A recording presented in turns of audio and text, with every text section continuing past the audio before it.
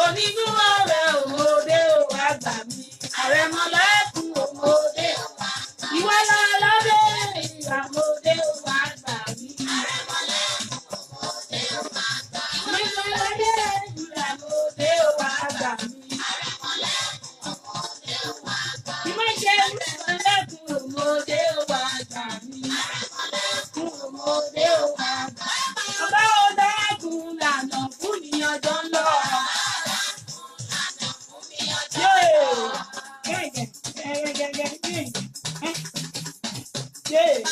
Dákun lànà fún mi ọjọ́ ń lọ. Mo ní nínú ọdún yìí wá lànà fún mi ọjọ́ ń lọ. Bàbá dákun lànà fún mi ọjọ́. Ìwọ bí ẹgbẹ́ ní lànà fún mi ọjọ́ ń lọ. Èmi ò lànà fún mi ọjọ́ ń lọ. Bàbá mímọ́ bàbá lókè mo ti dé. Bàbá mímọ́ bàbá lókè mo ti dé. Mo wá gbàre mi. He dey pray you.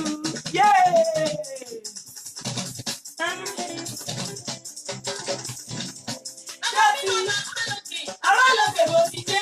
Bàbá mímọ́ bàbá lókè mo ti dé. Mo wá gbàre mi.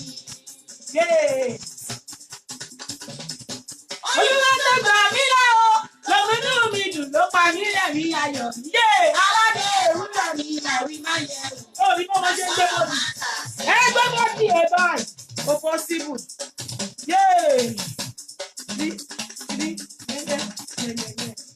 Ọlọ́run inú ayé mi ni mo ṣe wà dúpẹ́ òde.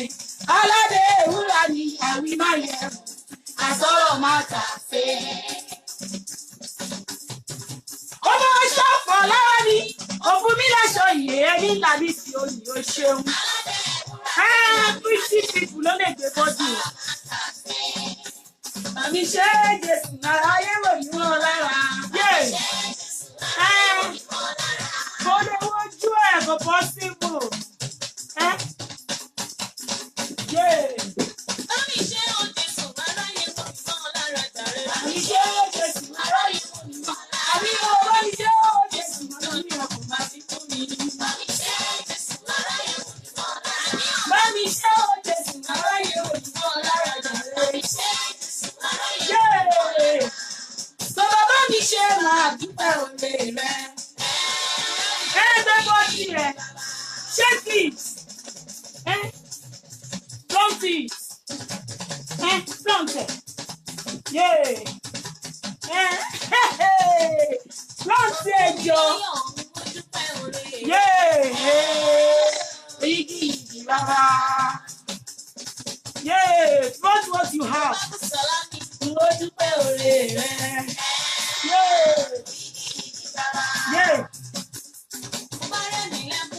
Mo dúpẹ́ òde rẹ̀. Igi baba. Igi baba.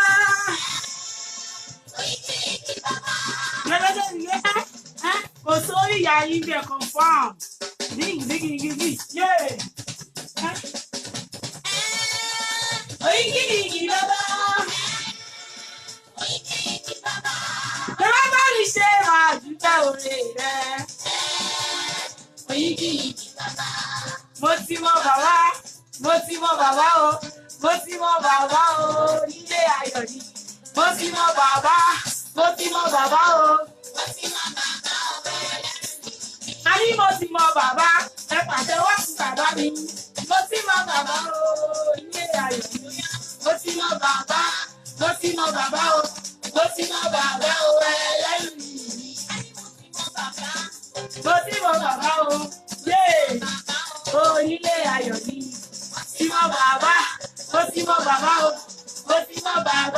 Ẹlẹ́rìí mi. O ṣé Jésù, àánú rẹ̀ yóò wà láíláí. O ṣé Jésù, àánú rẹ̀ yóò wà láíláí. Ó yá flaunt tiẹ̀. Orí bó ṣe mì. Àní mo dúpẹ́ o Jésù, àánú rẹ̀ yóò wà láíláí. O ṣé Jésù, àánú rẹ̀ yóò wà láíláí. Wọ́n bọ̀ bí ilẹ̀ bó ṣe mì. Orí bó ṣe mì. Àánú rẹ̀ yóò wà láíláí. ṣé o Jésù ìbẹ̀rẹ̀ yóò máa jò láíláí. Because original lele. Èmi mo ní ijó mi mo láyọ̀ mi tó ti bọ̀ bí bó ṣe mi. Èmi mo ní ijó mi mo láyọ̀ mi. Èmi mo ní ijó mi mo láyọ̀ mi. Èmi mo ní ijó mi mo láyọ̀. Èmi mo ní ijó. Ẹ jíjọ Jésù dáadáa.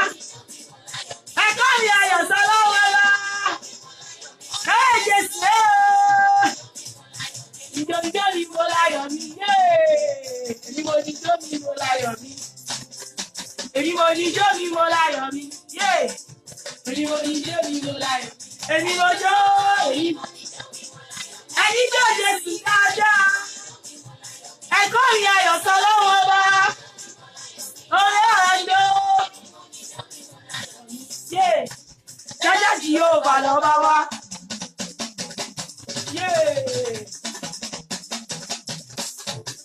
Jájá jì yóò bà lọ bá. Jájá jì yóò bà lọ bá wá. Jájá jì yóò bà lọ bá. Wọ́n ti sign. Òwò lórí ìdàlá ayọ̀. Ilé fẹ́yìn. Babaláwo tó lè gbà mí láyé. Oníṣègùn tó lè gbà mí rárá. Ìwọ lọ́ba tó fún èmi láyọ̀. Ìwọ lọ́ba tó ń tẹ́ èmi sókè. Láti gbèjì Jésù láyé mi. Èsì àjẹkọ́ lè lórí mi. Jájá tí yóò wà lọ́ba wá. Àjà tí yóò wà lọ́ba wá. Ìmọ̀ràn èṣù ti dá sán. Ìmọ̀ràn èṣù ti dá sán. Wọ́n lé mi délé orí bá. Wọ́n lè pé orí mi. Ọba tó dájà ìṣẹ́rí. Lábẹ́ ogún bàrà ro. Léde pé mi ò. Lémi náà rà. Èdìgbò ní ọ̀gá mi. Use Panadol extra. Ọba. Ẹ̀jẹ̀gbẹ́ Jésù lọ́ba. Ògùnbà lè mú òpè Jésù. Ògùnbà lè mú òpè lúwa. Ẹ̀jẹ̀gbẹ́ Jésù lọ́ba. Ẹ̀jẹ̀gbẹ́ Jésù lọ́ba. Jájá jì yóò bà lọ́ba wá. Jájá jì yóò bà lọ́ba wá. Ọlọ́run àwọn ọmọ ogun. Mo máa lọ ní ìdàláyọ̀. Babaláwo kò lè pa mí láyé. Oníṣègùn kò lè pa mí rárá. Ìwọ lọ́ba tó fún èmi láyọ̀. Ìwọ lọ́ba tó dá èmi sọ́lá. Ìwọ lọ́ba tó dé èmi léke. Jájá jì yóò bà lọ́ba wá. Ẹ ṣí ẹ̀dàlù tó wọnú ìmọ̀ sí wọn. Ọ̀rẹ́ ṣe dá yìí ọba. Àjàdí má gbàgbé mi. Pretty, ẹ ṣe pretty face mi. Láíláí. Àjàdí yóò bá lọ́ba wá. Ọlọ́run ọmọ ogun. Ó wà lọ lé mi léke. Ó yẹ gbé mi sáyà rẹ, Ọlọ́run gbé mi sáyà rẹ. Onígun ọ̀rẹ́. Gbé mi sáyà rẹ. Wọ́n lé wọn bá ìgbà tí ọlọ́mọ ní gbèmí. Wọ́n lé. Jẹ́yìn. Ọlẹ́lẹ́. Ọlọ́run gbé mi sáyà rẹ̀. Mo bá jẹ́ ọ̀rẹ́ gbogbo pákéjì yẹn ló wà lọ́wọ́ mi.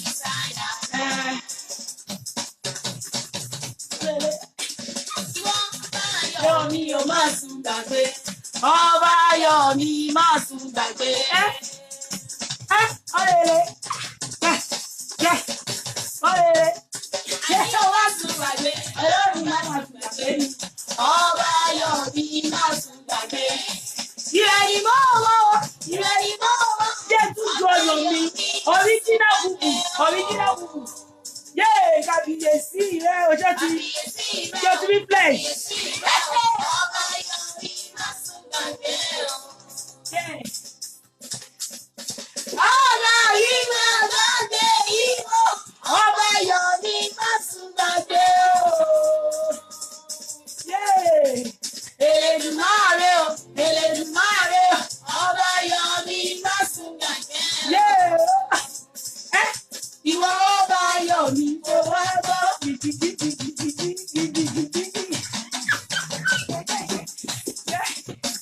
Ọba yọ̀ mí kó bá sùn o. Yóò bá lọ sùn ènìyàn aṣíbú. Yóò bá lọ sùn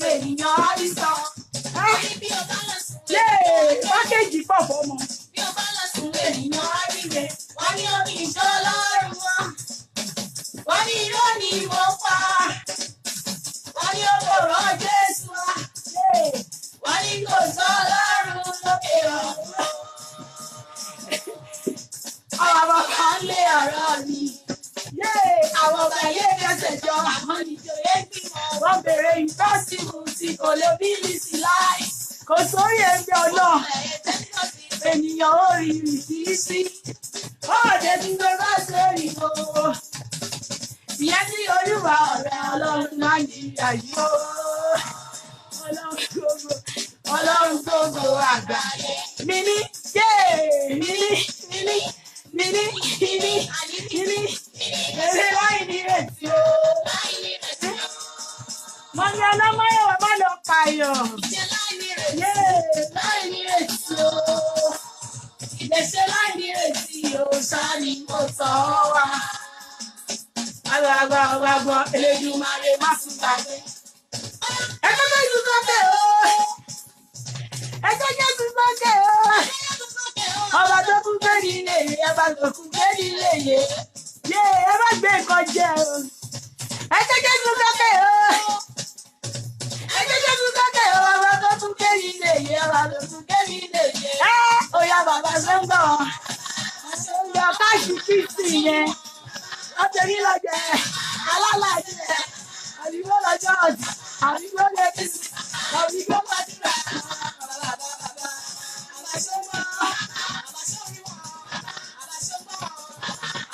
oh my God! Yay!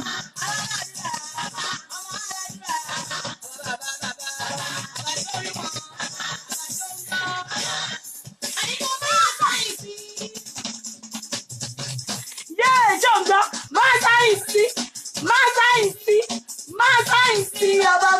Sáyẹ̀nsì, ọba máa sáyẹ̀nsì, pákéjì fọ́gọ́.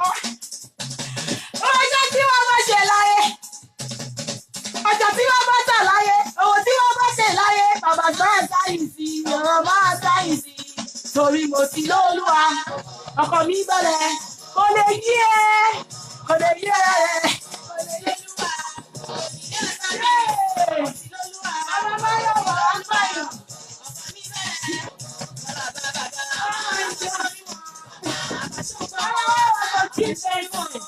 Some people don't die.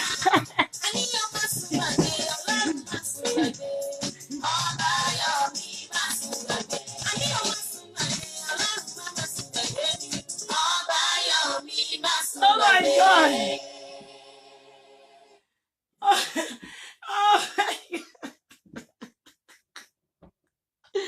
Oh my God. Well, package is important. Bàbá ọmọ bus stop lélẹ̀ confam. Àwọn ọmọ kò lè níyàn bus stop. Àwọn ní pọ̀mọ̀. Stop ṣe bẹ́ẹ̀. Stop it. Èmi máa ń gbéṣẹ́ láwọn ọ̀tá mi lọ́wọ́ ní wàláì. Wọ́n máa ṣẹ́kù ni. Wọ́n ní wáyé àríyé wọn. Ìdè bẹ́ẹ̀ yù. Wọ́n ní ṣóòtà ṣe lánàá. Wọ́n ní ó mú yes. Wọ́n ní ìdè bẹ́ẹ̀ yù. Wọ́n ní ọmọ wedding ó bá dẹ̀ Ọlọ́run ohun yẹn pọ̀ jù ní ju ohun yẹn lẹ́nu nítorí pé mo ti rí pé show yẹn ó ti fẹ́ cause a lot of suicide mi ò ní jẹ́ kéèyàn lọ ní suicide kò dáa kò ní dáa mo ti rí pé show yẹn lórí show ẹ̀rọ kan àwọn ẹlòmíì ti ṣe tó wọ́n ti ṣe show tó 10 kí ló dé. He dey pay me oh. He dey pay me oh. Well, money package. But I no go keep person on social media. You know good. Kò dáa. Kò dáa má yẹn ṣe bẹ́ẹ̀. Ọmọ burúkú lẹ́yìn. Wọ́n máa sọ̀rọ̀ lórúkọ. Ẹ jẹ́ kó máa mọ mi sí yẹn. Ó dídí ọ̀sẹ̀ yìí. Wọ́n máa fomi lò ní. Wọ́n máa fomi lò. Throughout this week. Wọ́n máa fomi lò. Tó bá ń gbọ́ láwù ẹ̀ fomi lò. Wọ́n máa láwọ́ wọn máa fomi lónìí. Tó bá ti wáyé àwọn àtún ju bọ́ǹbù another bomb. Wọ́n tún ju gbàgà. Wọ́n máa ju bọ́ǹbù fún ilé kankan. Tó bá tọ̀nà sí mi lórí. Màá jù fún yín báyìí jágá. Ó máa ṣọ́ọ̀pù yín ni. Ẹ̀yin àti ta ni. Ta ló ń jẹun tájá ń jù. Ẹ wo bí. Ẹ jẹ́ ká wá fún yín ní bàbá educational show. Àwa ló wà lọ́wọ́ ẹ̀. Need láti struggle to do educational show. You don't need to struggle to enlighten people with educational show. Ẹ jẹ́ kí n fún yín ní educational show. Rape la wá gbé wá fún yín. ẹ ṣáà ti rí show mélòó tá gbé wá fún yín bẹ́ẹ̀ show mẹ́ta mo fẹ́ náà èrò nípa wọn a gbé bíi show mẹ́ta wá fún yín nísìn show mẹ́ta la gbé wá fún yín lénìí ẹ máa gbọ́ ká kọ́ yín bó ṣe ń wà educated ká kọ́ yín dáadáa no shading ní ọ̀rọ̀ show tàbí ṣe lénìí ẹ jẹ́ a kọ́ yín ní rí educational show àwọn show gidi ẹ mọ Okon ẹ ṣáà mọ bọ̀bọ̀ tó wà lórí Instagram yìí bọ̀bọ̀ tó wà lórí Instagram yìí tó máa ń ṣe show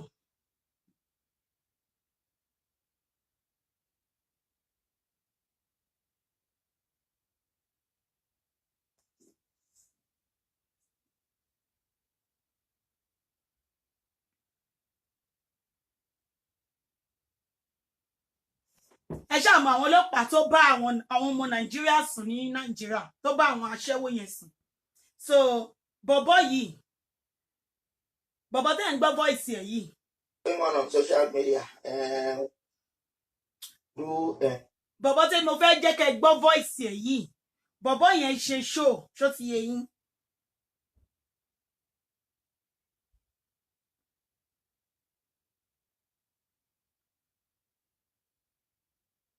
bọ̀bọ̀ yẹn jẹ́ Okon ó ṣe show ẹ mọ àwọn ọlọ́pàá tó rẹ́pù àwọn aṣẹ́wó tó wà ní Àbújá àwọn ọlọ́pàá yẹn wọ́n rẹ́pù àwọn aṣẹ́wó tó wà l'Àbújá I understand pé àwọn aṣẹ́wó yẹn wọn kì í ṣe virgin I understand pé prostitution ni wọ́n but ọlọ́pàá wọ́n sọ yí pé kí àwọn ọlọ́pàá kan jẹ́ ọ̀rẹ́ aráàlú wọ́n sọ fún àwọn ọlọ́pàá pé kan jẹ́ ọ̀rẹ́ aráàlú but àwọn ọlọ́pàá yìí wọ́n kó àwọn obìnrin yẹn wọ́n lọ rédì wọn wọ́n wá ń fi pure water báàgì pure water wọ́n wá fi ń bá wọn sùn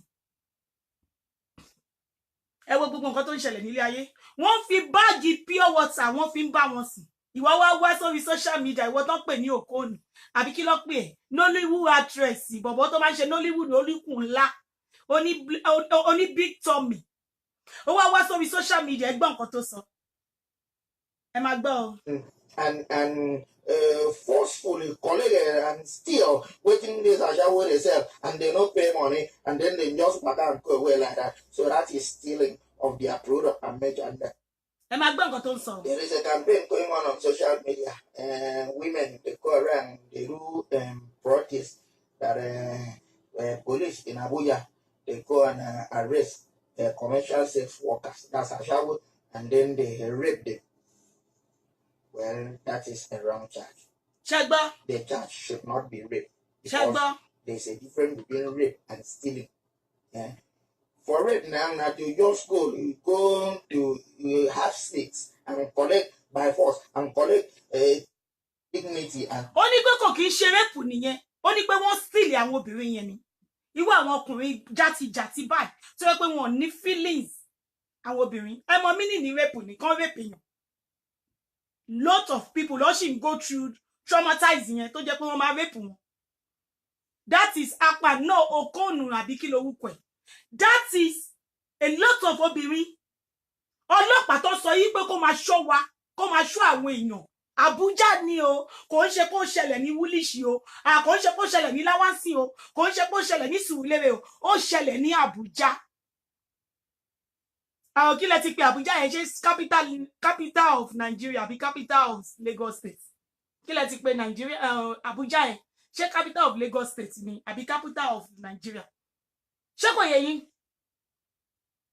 Abuja ni àwọn ọlọ́pàá yẹn wà. Lẹ́tọ̀ rí àwọn obìnrin kan protest káàkiri nígbà yẹn. Ìwọ wá jáde as a Nollywood actress tó jẹ́ pé celebrity ni ẹ́. The only thing tó sọ ni pé nǹkan táwọn ọlọ́pàá yẹn ṣe kò mátà. Nǹkan táwọn ọlọ́pàá yẹn ṣe kò dáa. Wọ́n rape àwọn people yẹn yes by force. Oh, wọ́n ní federal capital ni kò ń ṣe kí lèmi ìpínlẹ̀ kan ṣe èmi ò tiẹ̀ mọ̀ nǹkan tó ń jẹ́ bẹ́ẹ̀ àti federal capital àti national capital mi ò mọ̀. Ṣé kò yẹ yín sìn ẹ mọ̀ pé àwọn òkàwé bá confirm illiterate ni wá yẹn náà ni. Ṣé kò yẹ yín sìn ẹ wo nǹkan tó ṣẹlẹ̀ ìwọ wá jáde as a celebrity tó yẹ kó o sympathize pẹ̀lú àwọn obìnrin yẹn tí wọ́n rape yẹn ó bọ́ síta onígbètò nítorí pé aṣẹ́wó ni wọ́n pé professional job wọn ni pé kó máa ṣe prostitution pé kò ṣe pé wọ́n rape wọn wọ́n jí wọ́n stealing ni wọ́n ni because aṣẹ́wó ni wọ́n already.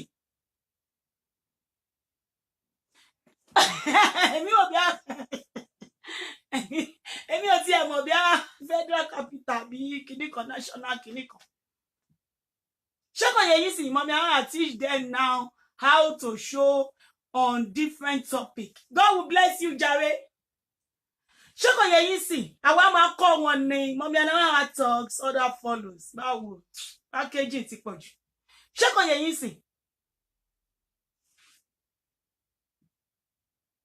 ìwọ wá jáde as a celebrity ó wá sọ yí pé nǹkan táwọn ọlọ́pàá yẹn ṣe dá you are supporting the police what they did is good. How could you do that? You can see a lot of women àwọn obìnrin bẹ̀rẹ̀ sí ní bọ́ síta wọ́n bẹ̀rẹ̀ sí ní ṣe campaign lórí ọ̀rọ̀ yẹn ní gbogbo ìgbà yẹn tí gbogbo inú àwọn obìnrin tínú wọn ò dùn so many obìnrin ló bínú ó ní lady kan náà ìyẹn náà bínú gan lórí ọ̀rọ̀ tí lady yẹn ṣe lórí nǹkan tó ṣe yìí. Protest that police in Abuja they go and arrest commercial sex workers that's Ashawo and then they rape them. Well, that is a wrong charge. The charge should not be rape because there's a difference between rape and stealing. Ṣẹ́gbọ́n. For rape ni pé kí má ní kí o kó fẹ́ bá obìnrin sùn kóbìnrin yẹn má gbà fún ẹ. Àwọn obìnrin yìí tẹ lọ kó wọ́n rédì wọn ni wọ́n rédì wọn níbi tí wọ́n ti ń ṣiṣẹ́ wọn. Wọ́n rédì àwọn obìnrin yìí. Ẹ jẹ́ kó wọn lọ sí police station. The same police station wọn yẹn lọ ti bá wọn sùn. You forcefully rape them, sleep with them, because you did not have agreement with them. Johnny agreement pé ẹ fẹ́ bára yín sùn. Wọ́n Johnny agreement pé ẹ fẹ́ bára yín sùn. Ó wá di yánpọnyánrin. Ìwọ wá bọ́ síta as a star, as a celebrity, as a Nollywood actress. All you could do. Tó bá jẹ́ pé ọmọ ẹ wà lára wọn, apànà àbí òkóònù dẹ̀ lọ́pọ̀ orúkọ ẹ̀.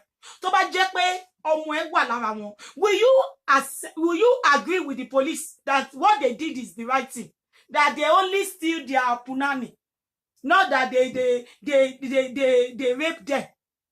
If it is your child okona biakman, will you tell the whole world that what they did to your own child, technically your own child is among the people that was raped akpan, will you tell them that what they did is the right thing?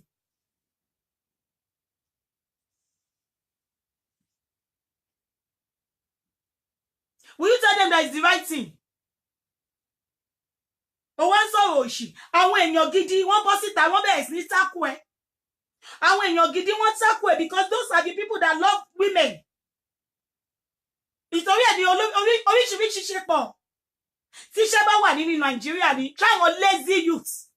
Tó bá yẹ pé iṣẹ́ pọ̀ gan nínú Nàìjíríà ṣé máa rí lazy youth tó máa sọ owó tó máa gbé gba báwà ní ojú Facebook ṣé máa rí lazy youth lórí social media tó máa ṣe rádaràda ṣé máa rí lazy youth tó yẹ pé wọn ò ní anything láti ṣe lórí social media dan láti máa dá wúdú sí láti máa dá wàhálà sílẹ̀ láti máa mú orí àwọn èèyàn méjì láti máa papọ̀ tí iṣẹ́ bá wà ní Nàìjíríà iṣẹ́ tí ò pọ̀ káàkiri ni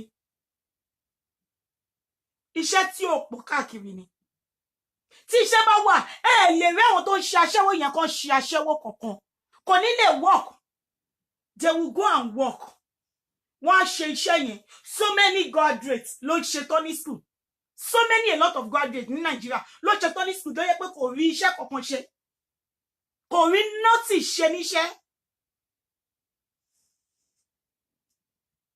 so many graduates tó ẹ lè ṣe rí gbogbo wọn lójú títì tán ṣe yamayama corporate beggar lè rí so many of them ṣe nísìn corporate beggar gbogbo wọn bẹ̀rẹ̀ sí ṣe corporate beggar ni and they are so happy doing it that they are corporate beggar why rí wọn lójú títì bọ́dà mo ṣẹ̀ṣẹ̀ ń bọ̀ láti ọ̀dọ̀ ọ̀rẹ́ mi ni mo ń lọ sọ́dọ̀ brother mi ò lówó very handsome people wọ́n máa fine ju ọgbọ́n lọ wọ́n máa wá bá ẹ láti tẹ̀wọ́ owó lọ́wọ́ ẹ̀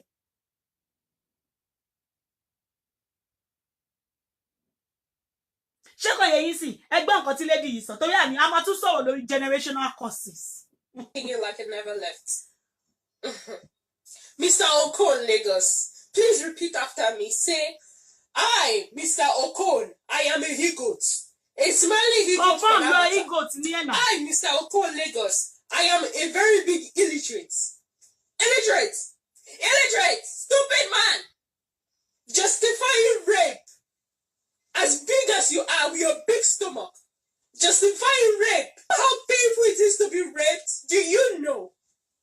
Do you know what it feels like for your dignity to be taken away from you? Be it prostitute, being that you're wearing shorts outside. You're the kind of people that when you see a naked woman outside, you rape them because they are naked, they are calling for it. You're very stupid. God will judge you, foolish man. Silly celebrity. Go and look for something to do. You're not even funny. It's bolting in the building. I'm back again like it. Bí ìyẹn tá ṣe sọ yẹn, a fẹ́ wá sọ̀rọ̀ nípa àti gbà yẹn tì torí ẹ̀yin tẹ́ rape àwọn ọmọ obìnrin ní Nàìjíríà yín police yẹn kò nǹkan tẹ́ ṣe yẹn kò dáa ṣó ti yé yín. A fẹ́ sọ̀rọ̀ nípa generational curses. Kí ló ń pè ní generational curses? Kí ló ń pè ní generational curses? Èmi máa define ẹ̀ bí ó ṣe yé mi. Mo máa bá yín define ẹ̀ bó ṣe yẹ kí èmi define ẹ̀. Generational curses ni pé tí àwọn ẹgbẹ́ tí wọ́n bá ń ṣe oríire ṣó ti yé yín. Ẹ mọ̀ pé nínú ẹbí mi wà tó jẹ́ yí pé ẹbí yẹn wọn kàn ní dìde ni kò ń ṣe pé wọn ò ní rí jájẹ wọn á rí jájẹ but ègún ìdílé yọ wọn lẹ́nu ó máa ní particular ẹni tí ègún ìdílé yẹn máa yọ lẹ́nu. Kò sí iye pastor tó lè gba àdúrà fún èèyàn bẹ́yẹn àdúrà ìwé ẹni náà ò lè gbà.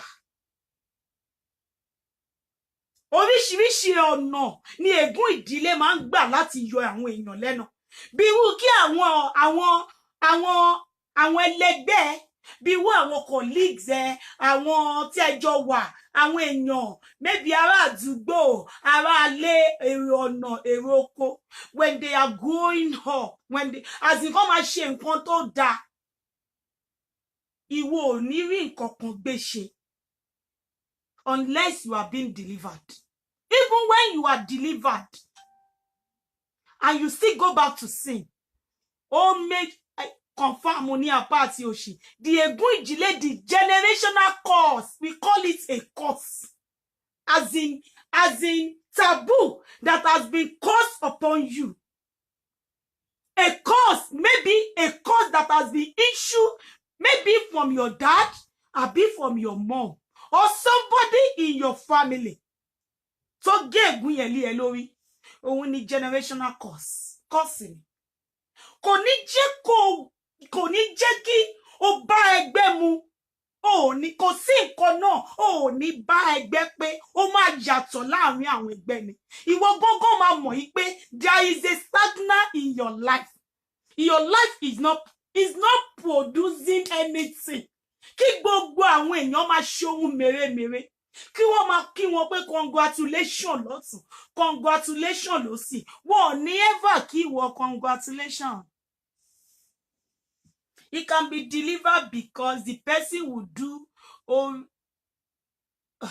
èmi ò mọ̀ nǹkan tí ẹ mí nínú yìí. Dárí pé ẹ̀kọ́ nǹkan tó dá ní mi bá kà síta. Generational curses is by somebody in your family. Maybe ìyá ẹ, maybe bàbá ẹ, ó ṣe àṣìṣe. Irú family bẹ́ẹ̀. Àwọn tó bá kí ni wọ́n máa ń pè àwọn tó bá fẹ́ yàwó púpọ̀ yẹn nínú àwọn family. Kí ni family bẹ́ẹ̀ yẹn? Kí ni English àwọn tó máa ṣe monogamous ni àbí polygamous? Kí ni orúkọ àwọn tó máa fẹ́ yàwó tó bá ti fẹ́ yàwó méjì? Ṣé monogamous ni àbí polygamous?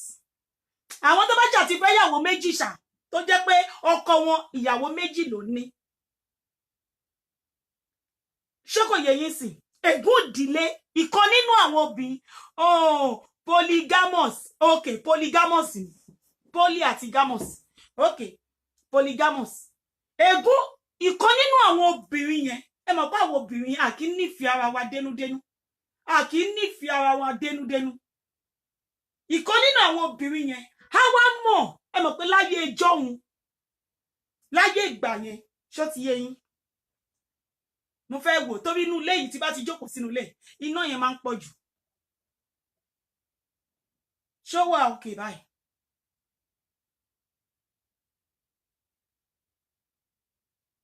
Ó dà pé ó wà òkè díẹ̀.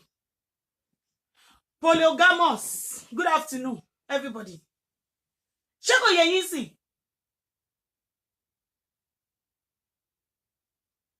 Nínú àwọn ní lára ìyàwó yẹn, ṣé kò yé yín?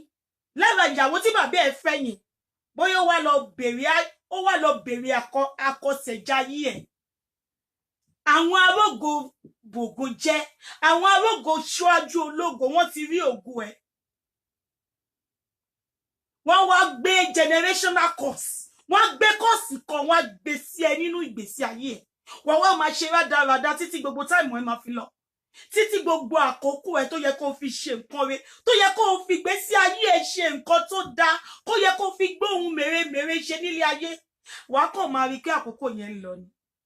Wàá máa rí pé gbogbo àwọn tí ẹ jọ bẹ̀rẹ̀, tá bá dẹ̀ wò, gbogbo àwọn tí ẹ jọ bẹ̀rẹ̀, gbogbo wọn pátápátá ni wọ́n ti lo àlùyọ. Ó wá wà ní stagnation. Ayé ẹ wá wà ní standstill. Ayé ò kúrò níbi kan náà, kò sún síwájú, kò reverse, kò move. Ayé ẹ wà lójú kan náà. Bàbá generational curse nìyẹn. Confirm ni. Àwọn ẹlòmíì kò sí, wọ́n máa tó máa lọ sí Cambridge, wọ́n lọ sí Cambridge, wọ́n kà. A ní wọn lórí social media yìí o. Ó wà lórí social media yìí. Wọ́n lọ sí Cambridge, kò sí òyìnbó tí wọ́n ní sọ tán. Wọ́n ka ìwé, wọ́n kà débi pé wọ́n di doctor.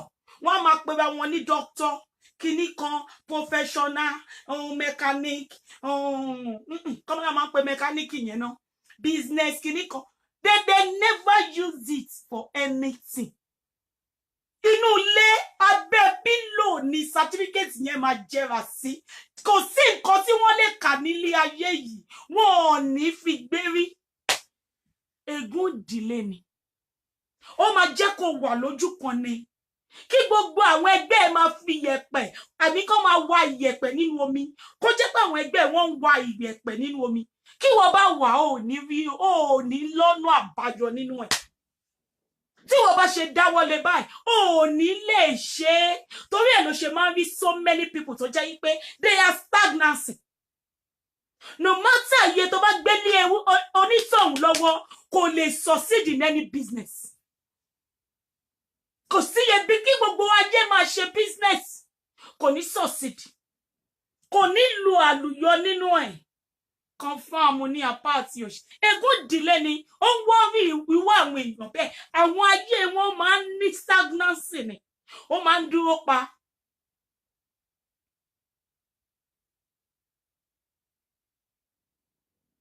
Ègún ìdílé ni. Gbogbo nǹkan tó dá nílé ayé yìí ló máa wù wọ́n. Kò sí nǹkan tó dá nílé ayé tí ò ní wù wọ́n. Bó wọn ò ní rí àyè láti lè fi ṣe. Ó máa imagination ni. Imaginationary. Wọ́n máa imaginationary rí pé àwọn làwọn dá báyìí, àwọn làwọn rí báyìí, àwọn làwọn ṣe báyìí. But wọn ò lè rí wá ayé yẹn lò. Only imagination ni. Wọ́n máa imagine pé this is àwọn làwọn rí báyìí, pé báwọn ṣe rí lélẹ̀. But wọn ò rí bẹ́ẹ̀. Ègún ìdílé ni. Engineering. Yeah, engineering, àwọn tó máa ń ṣe mẹkáníìkì. Ṣebí engineering ni àwọn tó máa ń ṣe mẹkáníìkì. Àbí mẹkáníkà dẹ̀ ni. Kí ni English ni àwọn tó máa ń ṣe mẹkáníìkì? Mẹkáníìkì náà ni. Mẹkáníìkì ní English. Àwọn tó máa ń ṣe wà á tún ṣe mẹkáníìrìn. Ó máa ní nǹkan kan tẹ́ máa ń gbé sí. Engineering. Kò ń ṣe engineering ni mẹkáníkà. Àbí mẹkáníkà dẹ̀ ni. Bí a mẹkáníkà dẹ̀ ni. Ẹ jẹ́ àpè ní mẹkáníkà. Ṣé kò yé yín sí? Ègún ìdílé ni. Ọjà tí àwọn ẹgbẹ́ máa tà tó máa lu àlùyọ nídìí ẹ̀. ìwọ máa jókòó síbẹ̀ 20 years ó ti lu àlùyọ ó dẹ̀ wà lójú kan náà ègún ìdílé ni. So tó bá wà níta ń bẹ̀ yẹn tí wọ́n àwọn ègún báyìí tó ń bá ẹ fà nínú àgọ́ ara ẹ tí ò jẹ́ kó mú ọwọ́ sókè, mo pàṣẹ torí pé mo jí ọmọ Ọlọ́run as a covenant child of God, gbogbo ibi tó ti ti ọwọ́ bọ̀ tó ti ti ojú bọ̀, ta ni ẹni náà tó ń ṣépè ègún ìdílé nínú ayé ẹ? Kí ọwọ́ Ọlọ́run, ọwọ́ tó ń pààrọ̀ ògo, ọwọ́ tó ń gbàwọ̀ tó máa pààrọ̀ gbogbo ègún ìdílé nínú ayé ẹ, power must change hand in your life. All those curses must be held by the blood of Jesus. Mo pàṣẹ. Ègún ìdílé máa ń jẹ́ kéèyàn ṣe rádaràda ni. Ó máa ṣe rádaràda níṣojú ẹ ò mọ̀ pé rádaràda ló ń ṣe. Gbogbo ègún ìdílé tó ń jẹ́ kó máa ṣe rádaràda, tí ò jẹ́ kó rí ọ̀nà àbáyọ nínú ayé ẹ, tó jẹ́ kó wà lójú kan náà, mo ní agbára ẹ̀jẹ̀ Jésù. Ọwọ́ tí ó ń pààrọ̀ ògo, ọwọ́ tó máa ṣéǹjì ìgbésí ayé ẹ kó ṣéǹjì ẹ ní wákàtí, ní àṣẹ ti bàbá, àṣẹ ti ọmọ, àṣẹ ti Ọlọ́run ẹ̀mí mímọ́. Ègún ìdílé ni.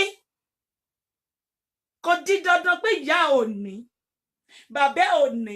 Àìmọye ọmọ tó jẹ́ pé bàbá tó bí wọn Dangote ni, ìyá tó bímọ ìyàwó Buhari ni wọ́n. Àwọn ọmọ wọn ò kọ́lé, wọn ò sì ra mọ́tò. There is a curses that is following them. What kind of curses that is following you? That is not allowing you to enter that path, that glorious path that God has prepared for you in the high places. Oh my God. Mo wo lórí social media yìí, mo wo láti 2016. Mo wo àwọn tó ti ní achievement. Mo lọ sórí page Fọláṣadé lánàá. Mo gbogbo picture ẹ̀, mo ní thank you Jesus. We are part of them. Your enemy, by the time God change your life, by the time power must change hand in your life, your enemy will congratulate you in the mighty name of Jesus. Do you remember tí Fọláṣadé gbé ṣọ́ọ̀bù ẹ̀ sílẹ̀ ní Manchester nígbà yẹn? Àwa tá fi ṣe yẹ̀yẹ́ a fi ṣe yẹ̀yẹ́. Look at Fọláṣadé ní ọjọ́ tèmi. Fọláṣadé ní ṣọ́ọ̀bù ní Manchester. Fọláṣadé ní ṣọ́ọ̀bù ní Nàìjíríà. Ní Nàìjíríà. Ó ṣí bàbá big mansion shop ní Nàìjíríà. For you to say, gbogbo àwọn ọ̀tá ẹ tí wọ́n ti fi ẹnu àkọ̀tìkọ̀ ẹ sílẹ̀, gbogbo wọn pátápátá lọ́lọ́run máa yà ẹ́ lẹ́nu. Wọ́n máa yà wọ́n lẹ́nu ni. Wọ́n máa ní pé, oore kàbìtì yẹn lọ́lọ́run máa ṣe fún ẹ. Your enemy will congratulate you. Àwọn ọ̀tá ẹ máa wá ṣabọ́ lọ́jọ́ nǹkan ẹ̀yẹ ní àṣẹ tẹlẹ́dùmarè. Àwọn ọ̀tá ẹ ó di dandan, wọ́n máa fabọ́jọ ni, wọ́n máa ṣabọ́jọ ní àṣẹ tẹlẹ́dùmarè. Gbogbo ẹnikẹ́ni tó ti rò ẹ́ pin, gbogbo ẹnikẹ́ni tó ti fi ẹnu àkọ̀, gbogbo ẹnikẹ́ni tó ti fi ẹnu àjàta, ẹnu èjèpo, tó ti fi sọ̀rọ̀ èdì sínú ìgbésí ayé ẹ̀, wọ́n máa ṣabọ́jọ nínú, wọ́n máa ṣabọ́jọ ní lọ́jọ́ nǹkan ẹ̀yẹ ẹ̀ láṣẹ tẹlẹ́dùmarè. Ègún ìdílé ni wọ́n, ègún ìdílé.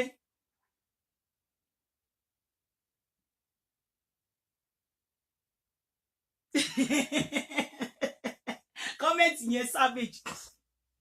Ègún ìdílé ni. When you are not going places, when you are not doing things others are doing. Ègún ìdílé. Ègún ìdílé máa ń jẹ́ kí ẹni tí ò yẹ kó wọ menopause máa wọ menopause. Ẹni tí ò tí yẹ kó wọ menopause, ó máa wọ menopause. Àwọn ẹgbẹ́ ẹ̀ wọ́n ti ṣohun rádaràda, àwọn ọmọ wọn ti wà ní yunifásítì. Ègún ìdílé slow ẹ down. Ègún ìdílé mú ẹ kalẹ̀. Ègún ìdílé ò jẹ́ kó gbórí sókè. Ègún ìdílé ò jẹ́ kó jẹun. Ègún ìdílé ò jẹ́ kó jẹun gidi nílé ọkọ. Ẹlòmíì wà nílé ọkọ, ó dàbí aláìsí ni. Ẹlòmíì obìnrin ni ṣùgbọ́n ọkùnrin ni bọ́dí ẹ̀ nílé ọkọ.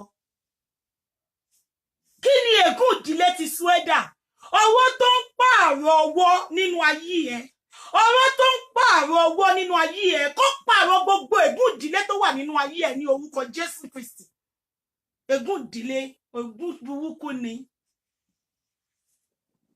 gbogbo ọwọ́ tó yí ọwọ́ padà nínú ayé ẹ̀, gbogbo ọwọ́ tó ti pààrọ̀ ògo ẹ̀, gbogbo ọwọ́ tí ò jẹ́ orí ògo ẹ̀ lọ, ègún ìdílé ní agbára ẹ̀jẹ̀ Jésù kí ọwọ́ akábíkárà kó kábí kúrò nínú ayé yín ní àṣẹ tẹlẹ́dùmarè. Ègún ìdílé ò dáa. Ìgbà tí àwọn ẹgbẹ́ ẹ bá ní lọ síwájú, ìwọ máa fà sẹ́yìn ni. Ò ní rí àwọn tẹ́jọ wà ló máa bẹ́ẹ̀ rí. Ìgbà tí àwọn títí ẹ bá ní ògo, ìwọ máa ṣàbọ̀jọ. Kí ni mo mí ní pé òun ṣàbọ̀jọ? Àwọn ẹgbẹ́ ẹ the same àwọn ẹgbẹ́ ẹ ló máa fún ẹ lóúnjẹ jẹ. Ègún ìdílé ni confirm ní apá àti òṣì. Ègún ìdílé ni. Mo wá pàṣẹ sínú ìgbésí ayé ẹ. Mo ní nínú ayé ẹ gbogbo ohun tí ò tí ì rí ṣe, tí ò jẹ́ kó rí àyè, tí ò rí nǹkan ṣe láyé ẹ, kí ọwọ́ náà kó pààrọ̀ ẹ̀. Hello ma. Hello, mo ní Anamáyọ̀ wa o. Ẹ kọ́lẹ̀ ma. Ẹ kọ́lẹ̀ o, ẹ kálẹ̀ o. Ẹ kálẹ̀ ma. Maryland ni ti ń pè o. À ń gbọ́ yín ma. Ìyá èmi mo ní pẹ́ńtọ̀ ni wọ́n fẹ́ gbé mi sí síkà o. Mo fẹ́ bèrè nǹkan lọ́wọ́ mi. Ẹ bèrè wa ń síkà rẹ̀ tí wọ́n ti gbọ́ yín. Irọ́. Màá pè padà. Okay. Something mo fẹ́ bèrè not nǹkan tó ń ṣẹlẹ̀. Okay ma. All right. Call me please.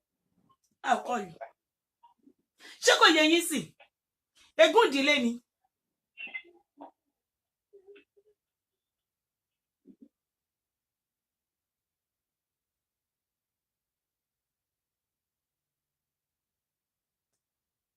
Ègún ìdílé. Àkókò tó yẹ kó ṣe nǹkan nílé ọkọ, àkókò tó yẹ kó gbóhùn mèremère ṣe nílé ọkọ, ègún ìdílé máa dá ẹ dúró. Ègún ìdílé á dá ẹ dúró. Á dá ẹ dúró gan. Ó ní mọ̀ pé ègún ìdílé ni wàá sọ pé normal is a normal thing. Normal ni. Ọmọ kan ìjọba ti gbóyìnbó bẹ́ẹ̀ yẹn. Ẹ máa sọ pé normal ni. Kí o ti ẹ̀rí ẹni tó bá sọ fún ẹ pé ègún ìdílé ló bá ẹ fà, wàá sọ fún pé normal ni. Ẹ máa sọ òyìnbó ńláńlá. Ìdè máa sọ òyìnbó àwọn tó gbóyìnbó.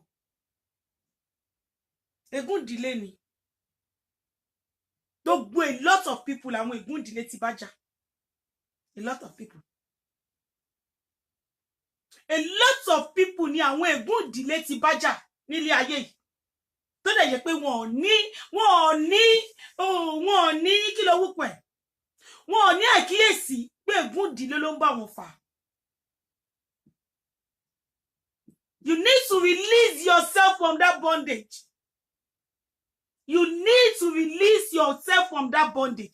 If you don't release yourself from that bondage, that is the way to ṣe máa bá kú.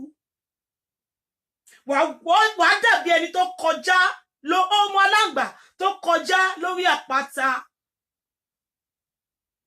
Parí òwe tó kù ló bèrè mí nìyẹn kó parí ẹ̀ fún ẹ. Wàá dàbí aláǹgbá tó kọjá lórí àpáta tó jẹ́ pé asán lórí asán ni ẹ́. Òfò lórí òfò. Gbogbo nǹkan tí àwọn ẹgbẹ́ bá ń ṣe pẹ̀lú ìrọ̀rùn, agídí ló máa fi ṣe.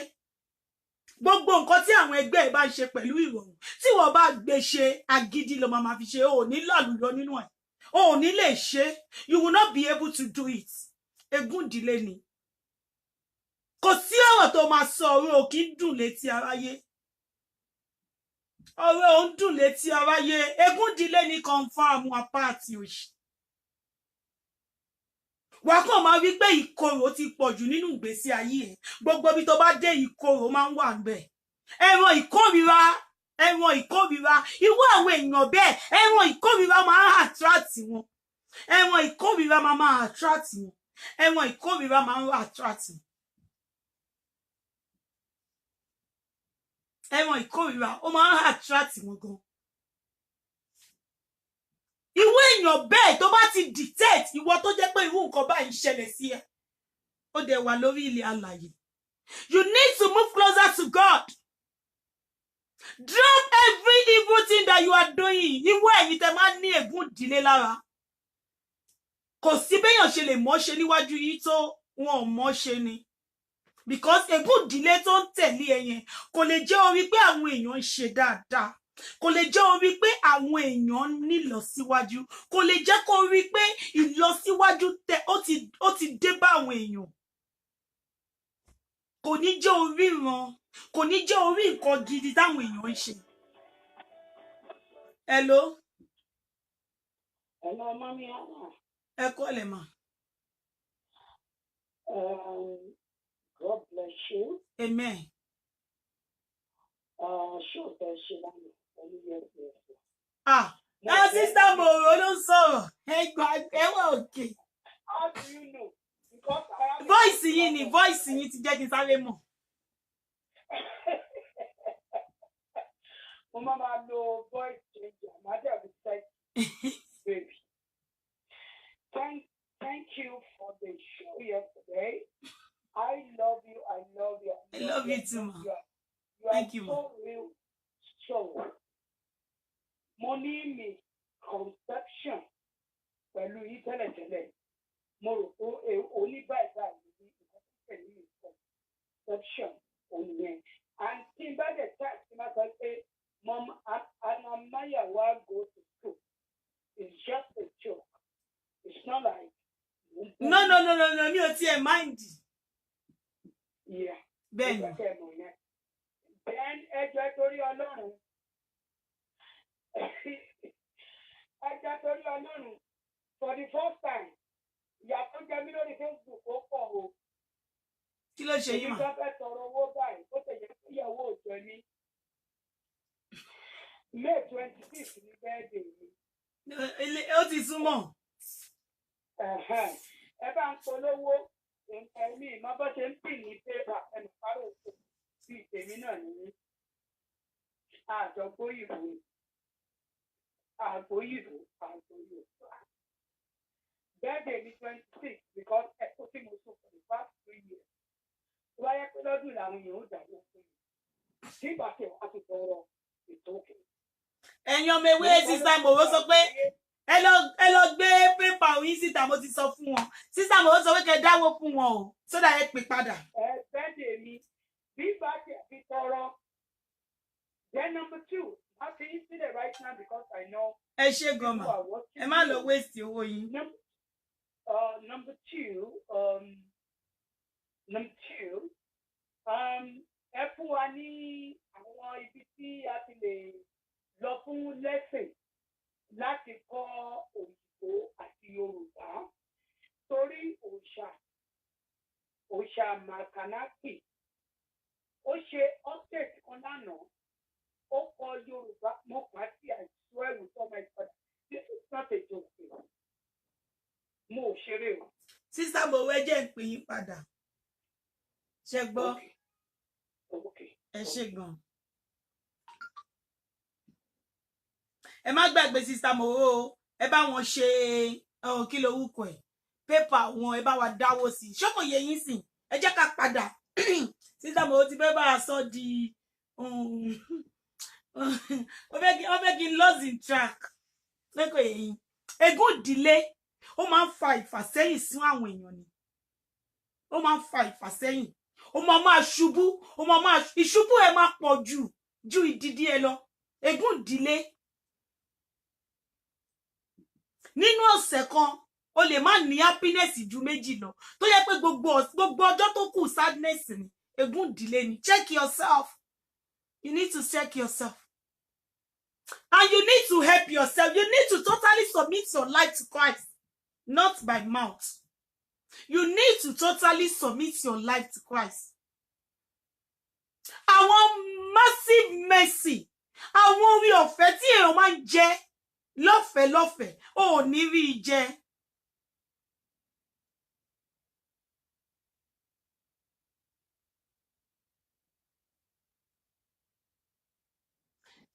Tó tọ́ dẹ̀ ní thank you. Ẹ jẹ́ n put the phone to kini. Ó ti yọ kini speaker yẹn kò mẹ́. Àwọn èèyàn mi ní gbọ́ táwọn èèyàn bá ń pè mí mọ́. Ṣé kò yẹ yín sìn? Ègún ìdílé. Kò ní jẹ́ kó mọ̀ yí pé ó ní fàsẹ́yìn nínú ayé ẹ. Oh, need promotion in anything in life. Oh my God. I hope you are in spirit. I hope I'm communicating. I hope you are in spirit. Ègún ìdílé ò ní jẹ́ kó lè jẹ nǹkan kan. Gbogbo pálí tó gbé jáde láti school wo ò ní fi ṣe náàdò. Pẹ̀lú gbogbo Cambridge tó lọ, pẹ̀lú gbogbo Oxford tó lọ, ó lò. Pẹ̀lú gbogbo òyìnbó, I dey do, I dey come, I dey go. Na me dey here. Na only me we waka come. Ó ní fi ṣe nǹkan kan. Ègún ìdílé ni. Ó ní jèrè náàdò. Kí gbogbo ayé máa jèrè, ó kì í jèrè. Ègún ìdílé ni. Kí gbogbo àwọn èèyàn kàn máa ra ọsàn kàn máa jèrè nínú ọsàn yẹn. Ìwọ bá tọwọ́ bò ó máa jẹ gbèsè ni. Ó ní jèrè. Wà wá ṣiṣẹ́ wà máa jẹjẹ rírí. Ó ti rí wẹ̀rì. Wà á ṣiṣẹ́ wà máa jẹjẹ rírí. Ègún ìdílé ni. Ègún ìdílé. Ègún ìdílé ló máa ń jẹ́ kéèyàn ṣiṣẹ́ àṣejù. Wà á máa jẹjẹ rírí. Kò ṣe pé ò jẹun gidi ló ń jẹ bẹ́ẹ̀ o. Torí pé táwọn tó ní ègún ìdílé yẹn bá gbọ́, wọ́n máa ní pé àwọn máa ń jẹ oúnjẹ gidi. Kò ń ṣe irú nǹkan bẹ́ẹ̀ yẹn ló ń sọ. Kò ń ṣe irú nǹkan bẹ́ẹ̀ yẹn. A ní àwọn nǹkan tí ojú ń rí, ojú mèremère tó ń rí. Ègún ìdílé. Kọ́ máa nílé lórí òní ní. Kọ́ ń ra yẹ̀pẹ̀ lásán òní bá wọn rà. Ègún ìdílé ni. Ẹ jọ̀ọ́ náà. Mi like ẹ o. Ẹ ṣọ́ra yín gan o. Mi like ẹ. Ṣé àwa wà ń ta báyìí ni? Ata wà nínú black room. A dẹ̀ lo speaker. Mi like ẹ o. Mi like. Mo ń preach word of God. Ẹ jẹ́ ká máa gbọ́. Ẹ jẹ́ ká gbádùn ara wa. Àjọ ń gbádùn wa. Word of God. Ẹ gba Jésù sáyé yín. Is the Alpha and the Omega, the finishing of your life. Submit yourself to Christ and preach and start preaching in verse 99. Like Mommy Anamayawa. Give yourself to Christ. Ègún ìdílé ló máa jẹ́ kó rí pé gbogbo ayé pátápátá, gbogbo àwọn èèyàn tẹ́jọ sákù, your circle of friends, gbogbo wọn pátápátá ló ṣẹ̀. Ègún ìdílé ni. Ègún ìdílé. Ó máa worry ẹni, worryless. Ègún ìdílé ni. Ègún ìdílé ò ń jẹ́ kéèyàn kórè kó jọ, ò ní lè kó jọ, kò possible. Ó máa dà wọ́n nù ni. Igi yìí ò dá ayọ́kúrò náà, tọ̀hún ò dá ayọ́kúrò náà. Ègún ìdílé ló máa ń jẹ́ kéèyàn bẹ́ẹ̀ kiri bẹ́ẹ̀ máa bẹ́ bí ọ̀yà. Ègún ìdílé ni. Ègún ìdílé ò dáa. Nǹkan burúkú ló ń fà nínú ìgbésí ayé àwọn èèyàn. A lot ni ègún ìdílé ń ṣe nínú ìgbésí ayé àwọn èèyàn. May God Almighty deliver you. Be delivered right now in the mighty name of Jesus. Be delivered. Be delivered in the mighty name of Jesus. Because when you are delivered, you will not have any ilara in your soul. You will not have any bitterness in your spirit. You will not have any failure in your life. You will not have delay in everything that is good in your life. Do you know when people have delay? You will not have something they call, because ẹ̀yin obìnrin ẹ máa rò pé tó bá sọ pé barrenness, pé ọmọ bíbí ni barrenness. No. Ọmọ bíbí ni kọ̀ọ̀kan ni barrenness. You will not have barrenness in your life. That is what we call barrenness. Àwọn ẹgbẹ́ ń ṣohun mèremère, it is ìwọ ò rí ṣe barrenness nìyẹn. Àwọn ẹgbẹ́ ní promotion níbi iṣẹ́, ìwọ ò ní promotion, is a barrenness. Àwọn ẹgbẹ́ ń kọ́lé mọ́lé, wọ́n ń ra ọkọ̀ mọ́ mọ́tò, ìwọ ò rí ṣe, that is a confirmed barrenness. You will be barren in every place of your life. You will just be barren. Barrenness mama wà nínú gbèsè ayé because you have a good delay in your life. A good delay. It causes barrenness. Barrenness is not about childbearing. It's not about childbearing. Because àwọn tí pásọ̀ bá sọ pé you shall not be barren. Wàá sáré sọ pé àmì. Àwọn ẹlòmíì tó ti bímọ wọn ò ní sọ pé àmì. You shall not be barren. You will not declare it. I will not be barren. Oh, I will not be barren. I will not lack. When you lack is a barrenness. When you lack good things in your life is a barrenness. When it is time for you to marry and you did not marry is a barrenness. A good delay. There will not be anything moving in your life. Your life is stagnancy. Let's not see. Oh, my stand still ni. A good delay ni. Oh, my jeko, my sheraga. A good delay, it can't kill. It can make you to commit suicide. It can make you, oh my, because, oh, shame, koti, oh, mu inu edu. You are not making, you are only making people happy. The only thing you do in life is to make sure, no mama shebi, you want the whole world to be happy. The whole world to be only you, only me. Shame na only me waka come. Na only you waka come. Dá o fẹ́ fi gbogbo àgbáyé sọ́ndà ẹ̀ kò nílé wọ́ọ̀kì ègún ìdílé ló ń dààmú ẹ̀. Ègún ìdílé is after you. And you need total deliverance. Confirm ní apá àti òṣì. You need a total deliverance to be restored. You need confirmed deliverance in your life. How will you be delivered? When you accept Jesus Christ as your Lord and personal Savior. When you don't have English. When you don't have anything evil idea in your body, in your soul and your spirit.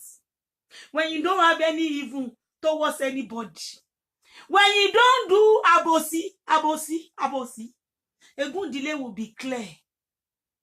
You know, when you are doing abosi, abosi in English. When you are doing abosi from one place to another, you can never be delivered. You can never be delivered. Bite. If you are doing bite. Gain your jello. If you are doing bite back in me. Bite back. If you are doing stab, no. Stab. English yẹn. Magugu pe ni abosia ni mo wá ní English tí mo mọ̀. Abosia. When you are doing abosia, you cannot be delivered from a good delay. You need to be delivered. You need proper deliverance for your eyes to be open. Oh, bad beating. Come on, no, you're laying. Emi mo kan tó ń jẹ́ bẹ́ẹ̀. Ẹni tó bá fẹ́ náà yín lẹ́yìn ẹ máa sáré rí wá gbá létí padà ní lẹ́sẹ̀kẹsẹ̀. Wá fún lẹ́sẹ̀ lẹ́nu. Ègún ìdílé ni. People that did not ọkọ mama ní pé gbogbo ayé ló ṣe ègún ìdílé ni. Ègún ìdílé ló máa ń sọ àwọn èèyàn di corporate beggar. Ègún ìdílé ni. Ó máa di beggar. Mílìkì tó máa fi jẹun. Ó máa bẹ́ẹ̀gì ẹ̀ ni. Ègún ìdílé ni kódà. Ọwọ́ tó yí ayé ẹ padà nínú ìgbésí ayé ẹ. Ọba àwọn ọba ṣetán láti tú ẹ sílẹ̀. Débọ́dí ẹ, ọba àwọn ọba ṣetán láti tú ẹ sílẹ̀. Tó bá ṣetán láti tú ayé ẹ sílẹ̀. Ọba àwọn ọba ṣetán láti tú ẹ sílẹ̀. Confirm ní apá àti òṣì. Ègún ìdílé ni. Ègún ìdílé ló máa jẹ́ kéèyàn ṣe business títí tó ní rere kò. Ègún ìdílé ni. Ègún ìdílé ló máa ń jẹ́ kéèyàn máa lọ buy love. O máa buy love. O máa buy love. Kò sẹ́ni tó love ẹ, ìwọ ló ń buy love. Ègún ìdílé ni. Ègún ìdílé ò dáa. Ègún ìdílé ò dáa. Ègún ìdílé ò dáa. Ègún ìdílé ò ń jẹ́ kéèyàn ṣe nǹkan rere láyé. Ègún ìdílé ò dáa. Mo rò pé ẹ ti mọ meaning ègún ìdílé. There is more to ègún ìdílé o. There is more to ègún ìdílé. About so we fake life. fake life. A máa fi gbogbo ọjọ́ sọ̀rọ̀ lẹ́nu. Ká bọ́ sórí fake life. A ní lo 4 hours bẹ́ẹ̀ ṣe sọ. A ní lo 4 hours. Fake life la fẹ́ sọ next. Ẹ ti rí bàbá educational show ẹlẹ́nkẹta. Mọ̀mí Anamaya speak, others follow. Fake life ni. Ẹ ṣáà mọ̀ bí Mọ̀mí Anamaya wà sí. Gbogbo yín lẹ mọ̀ pé ọmọ kò lé níyàn. House girl. Wọ́n máa ń fún èmi láṣọ wọ̀ ni. Ẹ ṣáà ti gbogbo aṣọ tó ti fún mi tí máa ń wọ̀ lórí social media. Wọ́n máa ń fún wa láṣọ wọ̀ ni. Cream tá fi ń para gan wọ́n fún wa ni. Láti iléeṣẹ́ CQ Beauty Heaven. Ló ti fún wa. Ẹnìkan pè mí lánàá. Ó ní mi ṣe máa ta cream CQ Beauty. Mi ṣe máa lọ rà kí máa ta ó ṣe èsì ẹ̀. Mo ní èmi ọmọ kò lé níyàn. Bó mo ti fẹ́ ṣàgbákò business money. Àwọn tó bá lówó ẹ ṣáà ti báwo níṣẹ́. Àwọn oníṣẹ́ tiwa ò kò níṣẹ́. Oníṣẹ́ kílíníìkì ẹ̀ là ń tà. Àti pọ̀mọ́ yẹn wọ́n dẹ̀ ti ń gbégbá ẹ̀ lórí social media. Wọ́n ti ń gbégbá ẹ̀. Àti pọ̀mọ́ ọmọ ní pọ̀mọ́dé pọ̀mọ́ là ń tà pọ̀mọ́ bá ṣe wà yìí. Ẹ jẹ́ ká bọ́ sí fake life. Àwọn tó máa lo fake life ló ń lò fake life. Wọ́n rí ẹ bó ṣe jẹ́ pé 99p ló wọ̀ yìí. Tó bá rí ẹni tó gbé Gucci bag, àwọn ní fake life ni mo sọ fún yín. Ó máa rí ẹni tó gbé Gucci bag, ó máa ní nǹkan tí mo ní nínú ilé, mo ní rẹpẹtẹ nínú ilé mi. Wọ́n jẹ́ fi wọ̀n ẹ̀, wọ́n ní fake life ní. Fake life. Ẹ ti rí gbogbo àwọn slay mama slay papa tó wà lórí Instagram yìí. Ẹ̀yin ẹ rí wọn ní real life ẹ máa sá 440. Tẹ́ bá rí picture wọn báyìí ẹ máa rí pé wọ́n slay bàjẹ́. Tẹ́ bá rí wọn ní real life ẹ máa sá lọ ẹ máa ní yé kí ló ṣẹlẹ̀ ta lélẹ́yìí who be this. Ẹ máa sá lọ ẹ máa keep race ẹ máa ń gbọ́ pick race. Ẹ máa pick race ní ẹni ilé ìbojú wẹ̀yìn. Ẹ máa rò bóyá ta ló lé yín. Ṣé kò ṣe masquerade tó wà nílùú ẹ ló yọ sí ẹ. Fake life nìyẹn. Fake life. Nǹkan burúkú nìyẹn. Live your life according the way your life is. Stop faking your life. Your life kò mú yes wá. Stop faking it. Stop being what you are not. Má wá sọ fún wa bó ṣe jẹ́ lórí social media àdérí lára. We are not seeing it in your life. You only fake it. You are only faking it. Ayé aláyé ló fi ń compare ìgbésí ayé ẹ. Congratulations to you, Fola Sexy. Ayé aláyé. Ẹ máa rí gbogbo àwọn slay mama yẹn ní Instagram. Ó kúkú ṣẹlẹ̀ àbí kò ṣẹlẹ̀. Wọ́n máa rí wọn, àwọn ọkùnrin máa rí wọn, wọ́n toast wọn, wọ́n ti rí picture wọn, wọ́n ti mú picture yẹn, wọ́n ti gbá lẹ́gbẹ̀gbẹ̀ gbámbí. Ìjẹ́ picture tẹ́ rí lára Fọláṣadé kọ́ lẹ máa rí ní real life. Tí Fọláṣadé bá jáde ní real life. Same picture ni. Same yìí náà ni. Same. Ní òun àti picture ẹ̀. Mọ̀mí Anamaya wà tẹ́ rí ní orí Facebook ìbáyìí sí. Tẹ́ bá rí níta same ni. Kò sábà wọn kò sí báwo wá ná nínú yìí. Tẹ́ bá rí àwọn slay mama lórí Instagram. Tẹ́ bá lọ sórí Instagram tẹ́ bá rí àwọn slay mama. Ẹ gbàgbé òṣì. Tẹ́ bá wá rí wọn ní tẹ́ máa ní máa káwọn mọ́ wípé yéé. Kí ló ṣẹlẹ̀? Masquerade ìlú yín ló yọ sí ẹ. Wọ́n ṣéǹjì ní kí ló dé? Kí ló pa ìgbésí ayé ẹ padà lẹ́sẹ̀kẹsẹ̀ bẹ́ẹ̀ yẹn? Wọ́n rí ẹ láàrin 5 minutes sí tó bá dẹ̀ máa rí ẹ ní real life. You are not a masquerade. Kí ló dé? Kí ló ṣéǹjì ìgbésí ayé ẹ? Kí ló ṣéǹjì? Kí ló ṣéǹjì bẹ́ẹ̀? Fake life nìyẹn. Why can't you live a normal life? What you can afford. What you can afford in your life. Nobody you are pleasing. You are not pleasing anybody. We know see how. Why are you pleasing? Why are you living a fake life? Live a comfortable life that you can live. You don't copy anybody. Kò sí ẹni tó ń gbé mi sáré bí mo ṣe wà yìí. Ta ló ń gbé mi sáré kò sí. Àfi tí bá máa gbé wa mi sáré. Mi ò dẹ̀ ní time fún rádaràda. Stop living a fake life. That is the reason why tí mo ṣe wà yìí. 99p tí mo lè afford ni mo ń wọ̀. Tí bá kọjá àyè mi, tí bá kọjá àyè mi, ẹ máa rí mi náà, tèmi náà máa wá sórí social media. Fan bara, small bara, corporate beggar ni, paper yìí nìkan. Fake life ni. Nǹkan tí wọ́n jẹ, wọ́n máa sọ pé àwọn jẹ. Owó tí wọ́n ní wọ́n láwọn ní. Gbogbo ẹ̀ láti rí lórí social media. Kàn lè máa ṣe example. Torí tá bá ṣe example, wọ́n ní we are throwing shade. Àjẹfẹ́ break table lẹ́yìn. Torí ṣó tá ṣe lánàá yẹn, wọ́n gbọ́dọ̀ mú mi sí fún 1 week. Ìyẹn gbọ́dọ̀ ṣiṣẹ́ nínú ìgbésí ayé wọn fún 1 week. Lẹ́ni a máa ṣe preaching, a máa ṣe educative show all day long. Fake life. Àwọn ibi tí o lè afford, wọn o máa sọ pé o lè afford it. Why you cannot afford it? Fake life. Live your normal life. Live the way you are. Kò sẹ́ni tó máa bú ẹ. Àtijọ́ tí mo ti ń bọ́ síta pẹ̀lú £1 mi. Because láti ilẹ̀ mi ò gbé gbèsè ayé tó pọ̀ jù fún gbèsè ayé mi. Nǹkan tí mo lè afford mo lè afford. Nǹkan tí mo lè afford ni mo lè afford. Fake life. Ẹ má jẹ́ ká máa ṣe irú ẹ̀ kò dáa. Nǹkan tí ò dáa ò dáa. Fake life. Mo fẹ́ di èmi náà fẹ́ ju ẹni yẹn ò lè jọ kó possible. Àbí tó bá lọ ṣe surgery. Tó bá go under knife. Ó wá lè jọ. Bọ́ ká máa ṣe slave mama. Ká má gbà bẹ́ẹ̀. Nǹkan burúkú ni kò dáa. Kò dáa. Ohun tí ò dáa ò dáa. Kò dáa. Ẹ má máa ṣe ìgbésí ayé fake life. Ẹ lò ìgbésí ayé tẹ́ mọ̀ pé ẹ lè lò. Àwọn nǹkan tó jẹ́ pé tó bá jábọ́ lẹ́nu yín, àwọn nǹkan tẹ́ lè apply sínú ìgbésí ayé yín.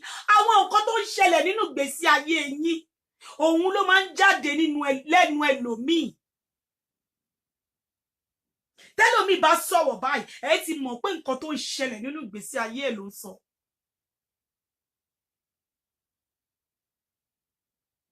Torí nǹkan tó bá so many people lórí social media yìí.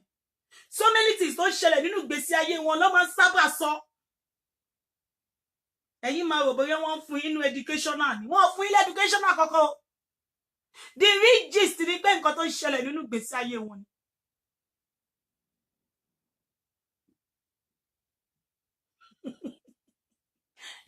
Ẹ wo mi ò ka comment. Comment yóò máa ń distract yín ni. Fake life ni. Ẹ má jẹ́ ká máa wo owó gbèsè ayé bẹ́yìn. Kò dáa. Èmi ò ṣe YouTube, mo ti sọ fún yín látànà. I am not among the youth. I am not YouTube. YouTube bẹ̀rẹ̀ láti age 13 to 18. I am confirmed mother. I am a mother. I'm not a youth. I'm not part of that nonsense youth and youth. I am a mother. Mother ni mi. YouTube awo Ọlọ́run ni jẹ́. I'm a mother. Mother of 2. Mother of 2. Mother of Anna Mayowa. Ṣé kò yé yín sí? Fake life ni. Nǹkan tó jẹ́ má máa sọ pé ó jẹ́.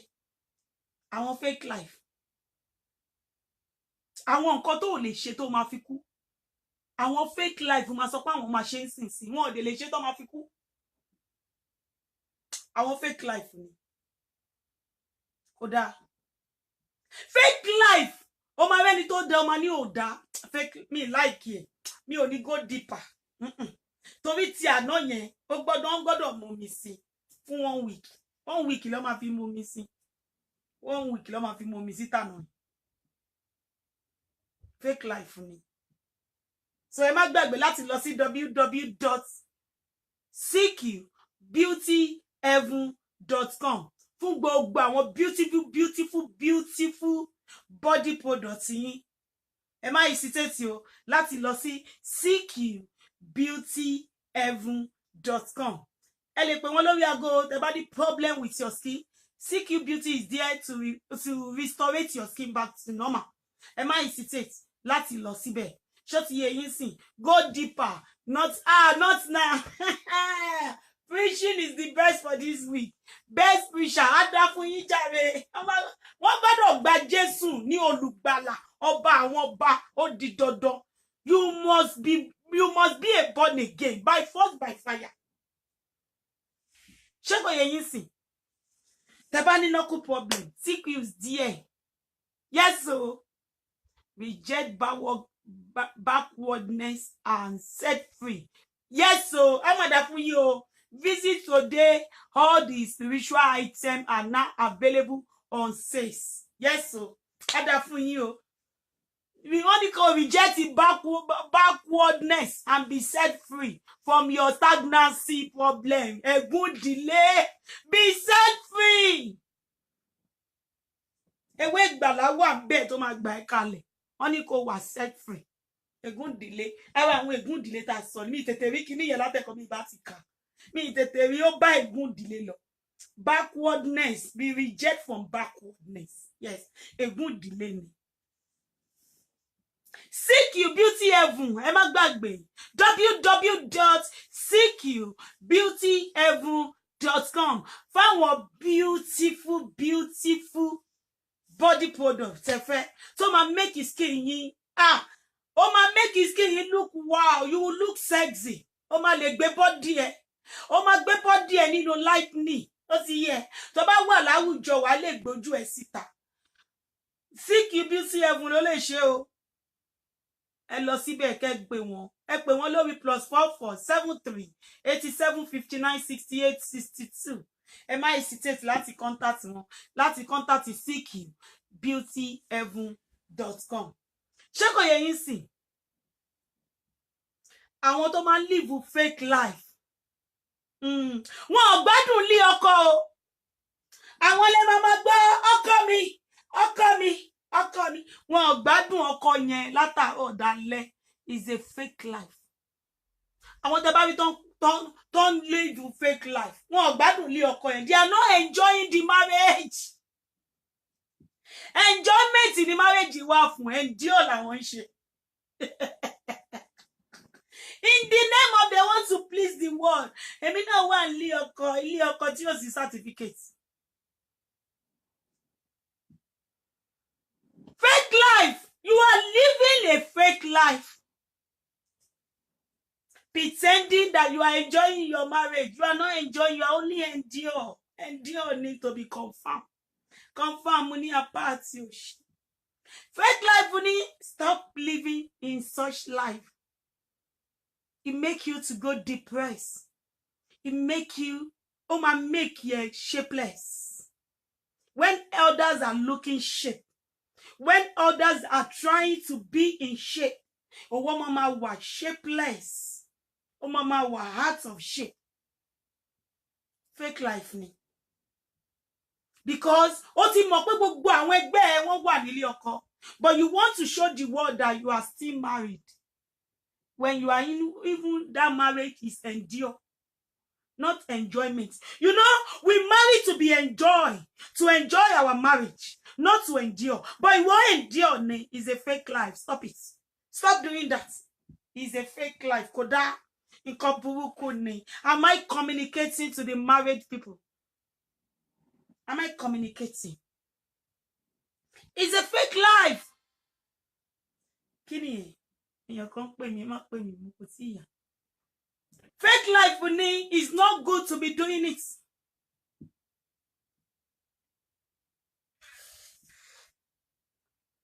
And because of fake life is.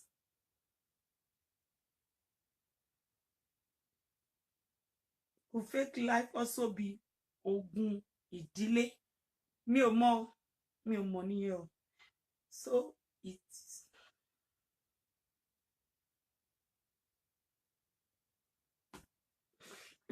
ẹ jọ̀ọ́ mi ò bẹ̀ comment yín gbé mi kó nínú track. Tí bá wo comment máa commit máa break table gan. Comment yóò dá lálẹ́. Ẹ má jẹ́ wo comment. Lánàá tí mo ṣe tán tí mo wo show yẹn mo kọ àwọn comment kan gbèrè kọ́kọ́ wá gbèrè kọ́kọ́ nǹkan comment òṣì tí ò bá show tá à ń ṣe lọ olóṣì ìyẹn lẹ ẹgbẹ́ òdìlé ní pé kó lọ sórí show ní show kó máa lọ comment wèrè àwọn tí wọn ò bá wí kó máa lọ kọ orúkọ wọn síta pé wọn ń bá wọn wí ègún ìdílé ni ègún ìdílé ló ń bá ilé ayé ẹ fà lára àwọn ègún ìdílé nìyẹn náà.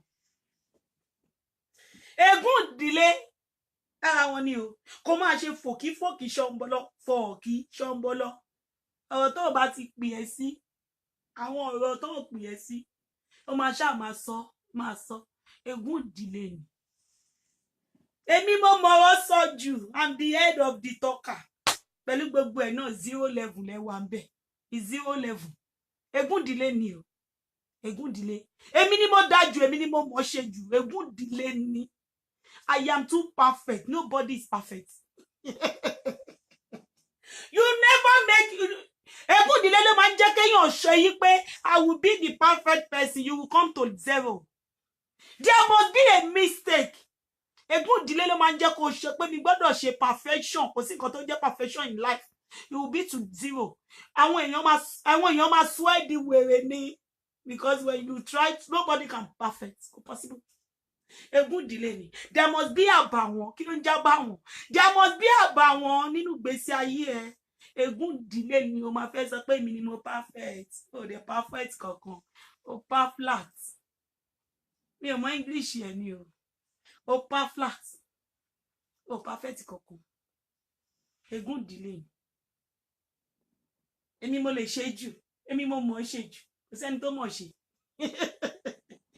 ègún ìdílé ni mo sọ fún ẹ pé ègún ìdílé pọ̀ gan but mi ò fẹ́ sọ̀rọ̀ jù mo ṣe gbé padà sórí orí fake life torí ègún ìdílé yẹn àwọn quality and ṣé quality ni àbí òyìnbó yẹn kọ́ kò ń ṣe quality ni pé kí nǹkan dà kéèyàn taṣọ irú àwọn tó máa ń taṣọ ń sí quality and quantity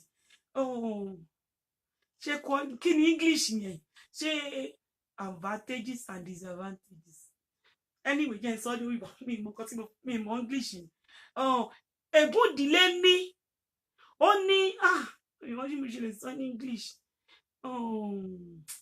no ègún ìdílé ni mo fẹ́ sọ ègún ìdílé pọ̀ gan o àwọn nǹkan tí ègún ìdílé tó kó mọ́ra ó pọ̀ gan ó pọ̀ ègún ìdílé pọ̀ gan but ẹ jẹ́ ká bọ́ sínú ayé fake life ló pọ̀ lórí social media fake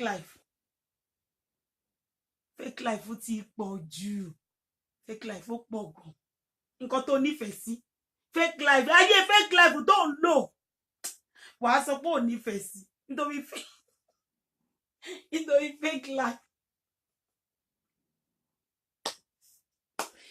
life gba Jésù ní olùgbàlà kó tú sílẹ̀ ó sọ tó tán fún ẹ gba Jésù ní olùgbàlà kó tú sílẹ̀ tú ayé ẹ kalẹ̀ tú ayé ẹ sílẹ̀ jí má sùn pé bọ́dì ẹ I can't shout ègún ìdílé ni a bá ṣe ṣó yìí tán ẹ jẹ́ ká wo bó ṣe ń lọ àwa náà ń kàskọ́s ẹ má gbàgbé o ẹ lọ sí www.seekbeautyheaven.com ẹ gbé bọ́dì yín ẹ lọ ra gbogbo body product yín hello ma hey customer mi o hello ma I'm fine ma let me call you back I'm in church thank you ma.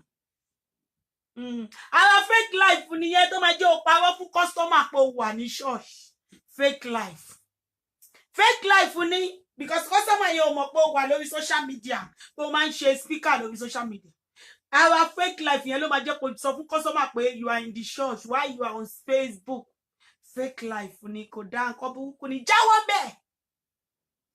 bẹ́ẹ̀ kó gbé bọ́dì ẹ̀ kó yẹ kó rọ́mọ jáwọ́ fake life ni.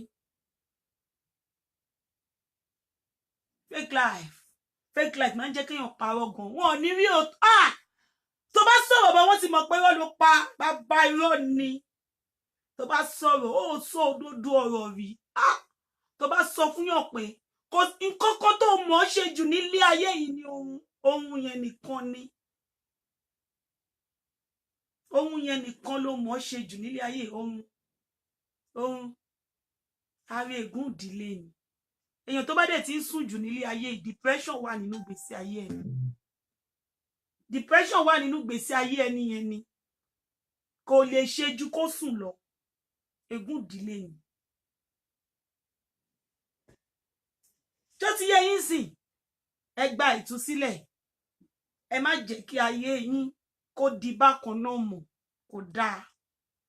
kò dáa níbi táwọn agbede báyìí amọ̀ ọ̀tún amọ̀ òsì torí àmì bá wọn ṣe játijàti ẹ gbàtúsílẹ̀ nínú ègún ìdílé àwọn nǹkan tí ègún ìdílé ń ṣe nínú ìgbésí ayé èèyàn tí àwọn oh my god Ọlọ́run nìkan ló lè deliver yín only God Ọlọ́run gan máa wá àyè ni ó máa wá time láti lè deliver tí Ọlọ́run bá máa deliver yín báyìí ó máa wá special Saturday lọ́lọ́run máa lò torí kó lè bá yín fọ gbogbo ègún ìdílé yẹn jáde nínú ayé yín kí ayé yín là gba ọ̀tun kẹ́ lè máa bẹ̀rẹ̀ sí ní ṣe rere kẹ́ lè máa bẹ̀rẹ̀ sí ní pọ̀ sí nínú ohun rere kẹ́ má bà máa kí ayé yín má lack any good things mọ́ ègún ìdílé ò dáa ó máa ń fa a lot of anything good kò ní attract ìgbésí ayé ẹ kò sí nǹkan gidi tó máa attract ẹ tó bá jẹ́ obìnrin tó ní ègún ìdílé lára ó lè rọ́kùnrin gidi pè ẹ́ ọkùnrin kọ́kọ́ ò ní pè ẹ́ láyé ẹ̀ ìwọ ló máa ti ara ẹ sọ́kùnrin lọ́rùn ègún ìdílé ni kò ń jẹ́ kọ́kùnrin gidi wá sínú ìgbésí ayé èèyàn ègún ìdílé ni kò ṣẹlẹ̀ ní ìwọ àwa báyìí sìn ègún ìdílé ò ṣẹlẹ̀ sí wa a kàwé boyfriend mi tó pè mí nígbà yẹn kí ló sọ pé òun jẹ́ barista kí ló ń jẹ́ barista kí ni barista mi kò ń ṣe barista tó máa ń kọrin o ó ní barista lòun mo ní ṣé táwọn tó máa ń ṣe fújì ó ní ó tì àwọn barista iṣẹ́ wo ló ń jẹ́ bẹ́ẹ̀ ó ṣàní barista lòun ṣá èmi tẹ òbí ó sọ pé barista tó máa ń kọ fújì ó wá ní pé ó tì pé ṣé mi ò mọ̀ nǹkan tó ń jẹ́ barista ni mo ní mo ti mọ̀ ṣó ti yẹ yín sìn àwọn barista ń pè wá ègún ìdílé ò ṣe wá àdẹkàwé àtúnjẹ kó mọ̀ pé ṣé barista tó máa ń kọ fújì ó ní ṣé mi ò mọ̀ nǹkan tó ń jẹ́ barista ó ti yẹ yín sìn ẹjọ kí ló ń jẹ́ barista barista in law barista in music èmi ò mọ̀ nǹkan tó ń jẹ́ barista àwọn barista máa ń pè wá wọ́n máa pè wá tó máa toast wá pẹ̀lú mọ́tò bọ̀gìnì mọ́tò gidi ẹ mọ̀ pé ò sí ègún àwọn nǹkan gidi máa attract ìgbésí ayé wa àwọn nǹkan gidi ó máa attract ìgbésí ayé wa tá bá wà ní mísàbọ̀ àwọn èèyàn tá bá jáde wọ́n máa ń nífẹ̀ẹ́ wa gan kò sí ègún ìdílé ni but ìwọ tó ní ègún ìdílé tọmọ làkejì ẹ bá ń ṣoríire ìwọ ó máa bínú ẹ ní ó máa lára pé kó jẹ́wọ́ nìkan ní gbogbo àgbáyé wà lábẹ́ kó jẹ́wọ́ nìkan ẹni tẹ́gùn ìdílé bá ń ṣe kò kí ń ṣí ẹ̀ kò ní fẹ́ ṣí ẹ̀ ègún ìdílé ló jẹ́ ó ṣí ẹ̀ o ló jẹ́ onífẹ̀ẹ́ àwọn èèyàn ló jẹ́ kó máa kórìíra àwọn èèyàn wà á kórìíra àwọn èèyàn ò ní jù wọ́n lẹ̀ kí ló dé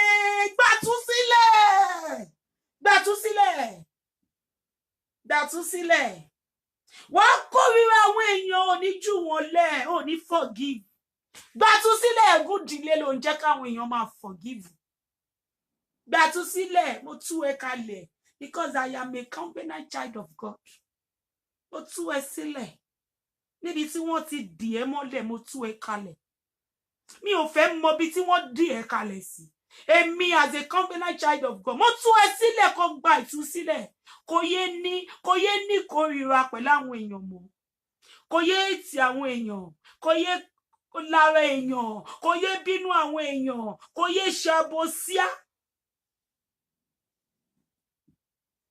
kí lèèyàn kan sọ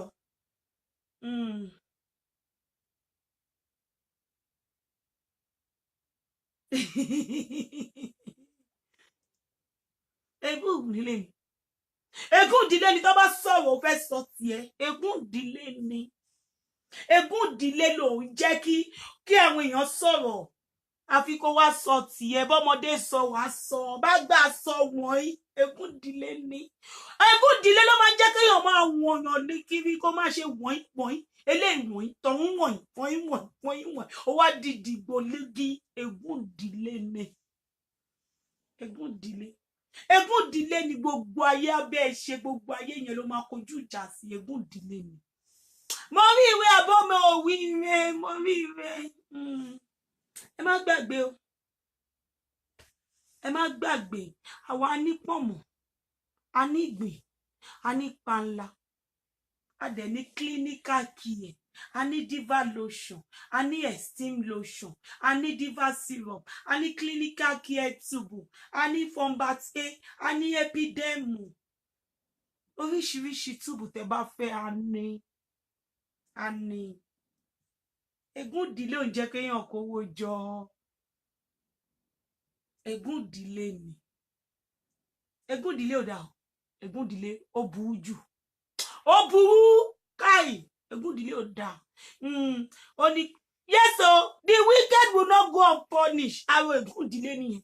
Tó máa sọ pé the wicked will not go unpunished. Kí ni wickedness tó ti ṣe sí àwọn èèyàn? Ègún ìdílé ló ń jẹ́ kó máa wà wicked, so bitter sí àwọn èèyàn. Ègún ìdílé ló ń jẹ́ káwọn èèyàn ègún ìdílé ẹni tí ègún ìdílé bá ń ṣe kò ní jẹ́ kó rí pé àwọn èèyàn yìí àwọn tó ṣoore fún ẹ. Ègún ìdílé ò ń jẹ́ káwọn èèyàn rí wọn báwọn ilé wọn ti ṣoore fún ẹ. Ègún ìdílé máa ń jẹ́ kó máa ṣẹ̀sìn. Ó máa ṣẹ̀sìn. Ó máa ṣẹ̀sìn. Ègún ìdílé ni. Ègún ìdílé kódà gbogbo ẹni tí ègún ìdílé bá ń ṣe nílé ayé ọwọ́ tó ń yí ọwọ́ padà mo gbé sínú ìgbésí ayé ẹ kó yí ẹ padà sí dáadáa kí lè géènì. Mi ní ṣe lásán. Àdúrà mi ò ní lọ lásán o. Mo gbọ́dọ̀ géènì. Mo gbọ́dọ̀ gbé ẹ̀bùn tèmi wá fún mi. Ègún ìdílé ó máa kúrò nínú ìgbésí ayé ẹ. Gbogbo ogun tó ń kun ẹ lára mo ní Holy Ghost fire kó bá mi gbé kúrò nínú ìgbésí ayé. Kégún ìdílé kó yọ káyé ẹ gbàtúlẹ̀. Gbàtúsílẹ̀. Gbàtúsílẹ̀. Ó tú ẹ sílẹ̀ láṣẹ tí bàbá àṣẹ tọmọ àṣẹ tọlọ́run ẹ̀mí mímọ́ kó lọ gbàtúsílẹ̀. Kí ìtúsílẹ̀ dé báyé ẹ. Gbàtúsílẹ̀. Kó yé ṣe wádàwádà. Tó ti yẹ. Yes, no interrogation comments. Ẹ ṣe jàre. Ègún ìdílé ni. Tani yẹn?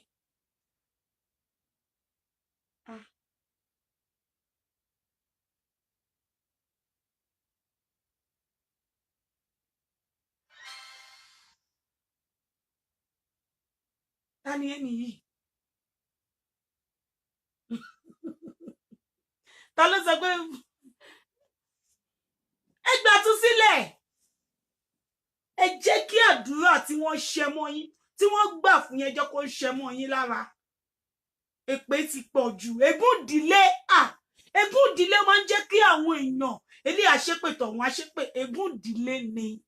Every causes in your life. Every causes in your life be removed by the power of blood of Jesus. Be removed. Every causes. Ó ń jẹ́ kó máa ṣe rádaràda. Ègún ìdílé. Ó ti yé yín sìn. Ègún ìdílé. Ègún ìdílé. Èèyàn ò ní lè focus. Kò ní jẹ́ kó focus. Kó ní business ò ní focus. Àwọn family matter ní family matter ló máa gbé lórí. Ó máa gbé tiẹ̀ kalẹ̀ wá gbé tọ́lẹ̀ lẹ́ni sórí báyìí. Wá gbé sí lórí. Wá gbé sórí. I can talk too much. Ègún ìdílé ni. I know how to talk best. Ègún ìdílé ni. Receive your healing before it's too late. Receive your healing before it's too late. Ègún ìdílé ni. Ẹ má gbàgbé o. KB. Mo rí kọ́mẹ́ǹtì ẹ̀ lẹ́yìn ìgbà tí mo wo show mi o. Stop ṣe bẹ́ẹ̀. Kí ló bẹ́ẹ̀ lọ́wọ́ mi? Ó ní pé ṣé gbogbo Kaftan ṣọ̀fẹ́ lọ fún mi. Mo rà á nì. Ṣọ́ sọ fún ẹ pé mi lè fowó tèmi ra Kaftan tó wọ́n. Èmi á fowó tèmi ra Sirokisi 100 pound. I want 35. Bó mo ti máa ṣàgbápò wọn fún mi ni. Is a gift. ṣó dẹ̀ ti gbọ́ kébì gift ni àbí wọ́n wá béèrè owó lọ́wọ́ ẹni àbọ̀ ní ìsanwó ọlọ́run ní jẹ́ ìsanwó tó bá tún fún mi ní mi máa tún wọ̀ ṣé ó ti pẹ́ tá ti gba gift tó bá fún mi ní mi máa wọ̀ lórúkọ Jésù máa wọ̀. kódà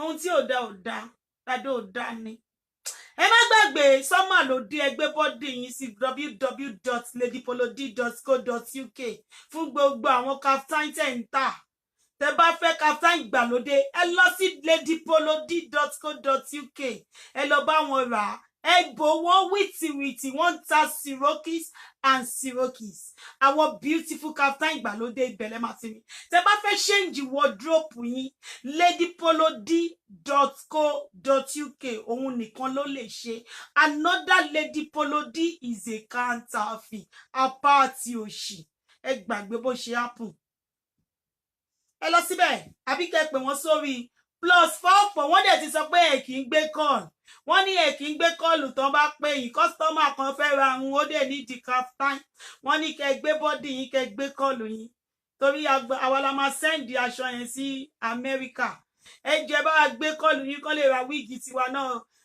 +44 79 610 11814 ẹ gbé bọ́dì yín ẹ pè nọ́mbà yẹn ẹ bọ̀ wọ́n wìtìwìtì àwa ń ṣe advertisement ìpolówó tí wọ́n sanwó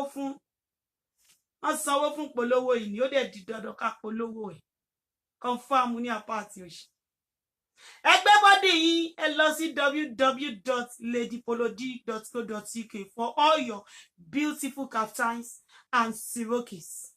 They have lovely turban, lovely kí ni àwọn àgbàlagbà yẹn máa ń wé yẹn àwọn gèlè oríṣiríṣi àwọn aṣọ ẹbí náà wà ńbẹ̀ àwọn Nigeria attires òun náà wà ńbẹ̀ ẹ lọ síbẹ̀ kẹ́ lọ mú wọn ẹ máa rí so beautiful things ẹ pè wọ́n sórí +44 796 11 +44 796 10814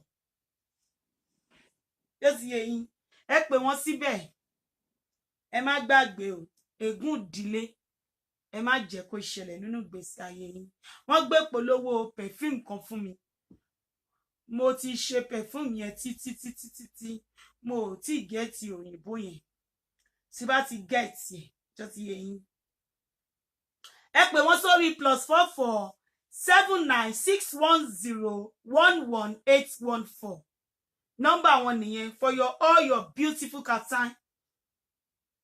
Don't forget to hesitate to patronize them and it shall be well with you guys. Just yé yín sí. Ẹ má gbàgbé o àwa ń ta pọ̀mọ́ alọ́ta swẹ́swẹ́ ọmọ mi Anamayowa no go to school illiterate lọmọ confam ní apá àti òṣì. Ẹ já lọ wo another show ó di dandan ká wo show lálẹ́ a máa wo show. Ẹgbẹ́ bọ́dì yìí kẹ́ jáde ká wo show. Let's watch show. Show yìí náà ni nǹkan. Ẹgbẹ́ bọ́dì yìí. Bring your body and let's watch a show. Àwa ní time láti wo show lẹ́yìn. Shall be well with you. Ẹ mọ̀ mi sí o. A máa kọ́ yín bá ṣe máa rán. Àwa náà fẹ́ ṣe tó bá di ọ̀la. Ẹ mọ̀ kọ́ ti ṣe show lánàá àti èmi. A máa kọ́ yín bó ṣe máa ń ṣe braid tó bá ti di lọ́la. Ẹ jẹ́ kán mọ̀ mi sí gbogbo ti wíìkì. Torí pé mo rí pé e dey pay me o kí ló dé ẹnìkan kọ́ mi lórí kan mi ò gbórin yẹn o máa pàǹtí yẹn padà orin tó kọ́ mi lẹ́ǹkan yìí ẹ gbọ́dọ̀ gbé kọ́ọ̀lù yín ni o ẹ gbé kọ́ yín orin tó kọ́ mi ti gbàgbé orin yẹn wọ́n ní kinní ló kọ́ ẹ mọ orin tẹ́ kọ́ mi lẹ́ǹkan yẹn kí lórin yẹn tẹ́ kọ fún mi lẹ́ǹkan yẹn orin yẹn ìwé ẹ̀ lè ṣe máa gbàgbé tẹ́ sọ pé kí lọ wò lórí YouTube ní Wàsíù ló kọ báwo ló ṣe kọ mo dẹ̀ kọ́ lẹ́ǹkan yẹn o báwo lè ṣe jẹ báyìí wọ́n ti ẹ̀ jọ èmi ò mọ̀ mi kọ̀ọ̀kan ni.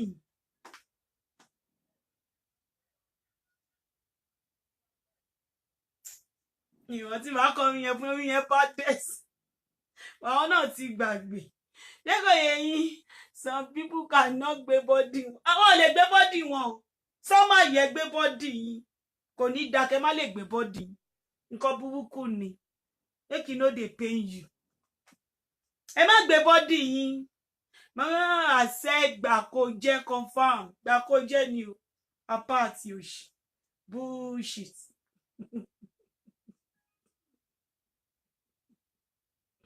Oh my God. Ṣé tí social media yìí ó wo àwọn ẹlòmíì débi pé ègún ìdílé ń disturb wọn ègún ìdílé social media yìí ó wọ mass cooker bag you see what you have done kéde máa wo àwọn ẹlòmíì látọdún 90 gbọgbọ wọn lọ ti tẹ̀lé wọn ti ń ṣe social media life they are not tired ègún ìdílé ni gbogbo social media ìwọ la máa bá ń bẹ ègún ìdílé ni wọ́n mo gbé bọ́dì mi mò ń lọ wo another show ẹ jẹ́ àgbé bọ́dì wa kalẹ̀ lọ wo show mi. I love every one of you with the love of Christ. Ègún ìdílé òṣèlú mi ò ń